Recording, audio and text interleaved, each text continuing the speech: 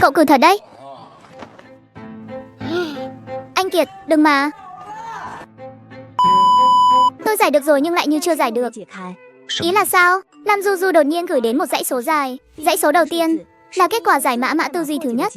Những cái sau cứ thế suy ra. Tôi đã xác nhận lại 2 lần, không có lỗi gì. Nhưng dãy số này đại diện cho cái gì chứ? Không giống tọa độ, không giống địa chỉ web. Cậu lấy 3 đạn mã đó ở đâu? Đây liệu có phải một loại ký hiệu đánh dấu đặc biệt nào không? 3 dãy số này chẳng có ý nghĩa gì cả. Chẳng lẽ hướng suy nghĩ của mình là sai? 3 mã đỏ vốn dĩ không liên quan gì đến Lam Du Du. Không đúng, thời điểm thu thập tình báo là 30 năm sau. Mà bây giờ không phải 30 năm sau. Tương lai và hiện tại không thể nào mãi không đổi. Đúng rồi, chắc chắn là vậy.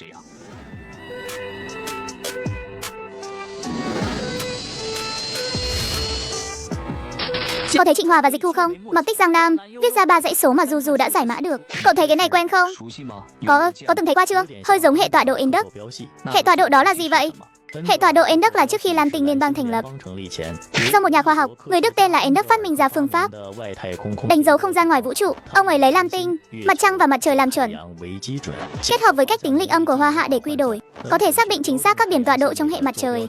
Bộ phương pháp này trong những năm đầu mới ra đời, đúng vào thời kỳ công nghệ hàng không vũ trụ Lam Tinh phát triển thần tốc, vì vậy đã từng rất phổ biến.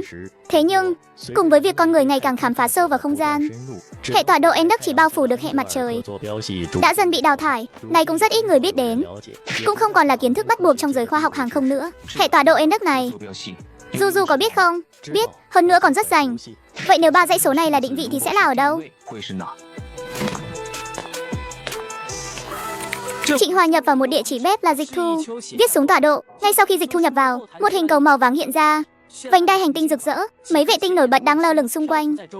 Đây chẳng phải là thổ tinh sao? Đúng vậy, chính là thổ tinh. Tọa độ này cậu lấy từ đâu ra vậy? Đây là tín hiệu cầu cứu do Du Du phát ra, có được sau khi giải mã mật mã. Không thể nào. Nhu yếu phẩm mang theo trên tàu anh cách chỉ đủ sống trong 1 năm.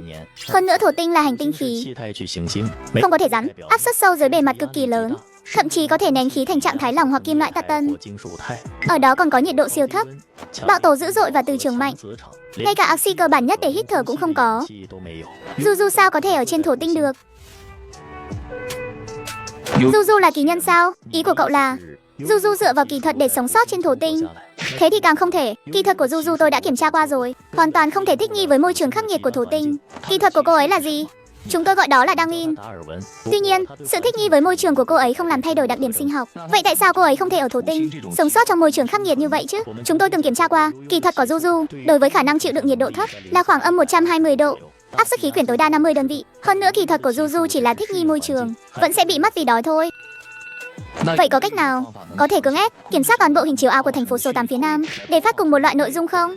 Phải biết rằng hệ thống hình chiếu ảo là phương thức tuyên truyền chính trị quan trọng nhất của Lam Tinh Liên bang hiện nay, được giám sát vô cùng nghiêm ngặt để phòng tránh nội dung bị tùy ý sửa đổi. Mỗi bộ hình chiếu ảo đều được trang bị khóa an ninh độc lập. Hơn nữa, liên bang quản lý hình chiếu ảo cực kỳ gắt gao. Tự ý thay đổi là trọng tội. Vừa dứt lời, giơ tay lên, trong chớp mắt, một thanh kim loại xuất hiện trước mặt Trịnh Hòa. Trả lời thẳng vào vấn đề đi, không tôi nổi giận đấy.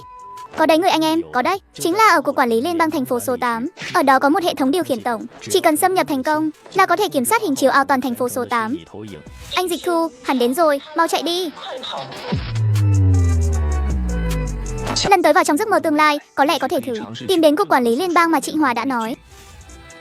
Cậu Dịch Thu, cuối cùng cậu cũng tới rồi. Hiện tại tổ dự án đã thành lập xong xuôi, chỉ còn thiếu cậu đến làm lễ khởi động thôi. Các vị trong tổ dự án mới là mấu chốt, có đợi tôi hay không cũng không quan trọng đâu. Không thể nói như vậy được. Thực ra các khái niệm như dịch hóa nguyên dịch đều là do cậu đề xuất, tài liệu cũng là do cậu cung cấp. Thậm chí cậu còn là đối tượng thí nghiệm đầu tiên của chúng tôi. Cậu mà không quan trọng thì tổ dự án chẳng còn ai quan trọng nữa đâu.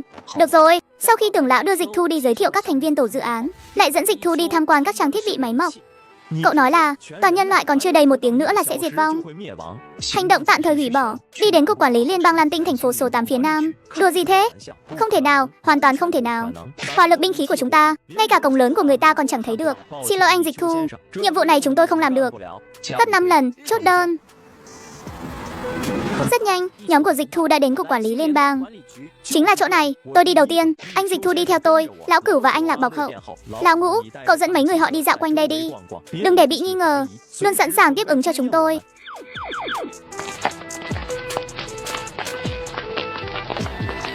10 phút nữa ở đây có thể sẽ xuất hiện bất thường.